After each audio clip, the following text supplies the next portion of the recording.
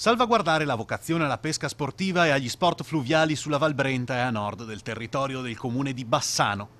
È questo l'ordine del giorno collegato al bilancio di previsione presentato da Marino Finozzi e approvato praticamente all'unanimità dal Consiglio regionale del Veneto.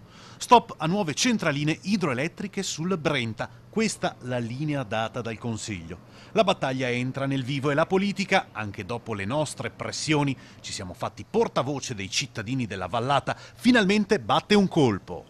La Val Brenta, sappiamo, è diventato una meta importante da un punto di vista turistico. Tante sono le attività di offerta turistica legate a quel fiume. Sono tantissime le famiglie che vivono grazie al turismo. È un fiume in quella parte del nostro territorio che richiama tantissimi appassionati della pesca sportiva e quindi dobbiamo porre un'attenzione molto particolare. Stop dunque alla centralina di Pian dei Zocchi, ma pure a quella a poche decine di metri dal Ponte Vecchio.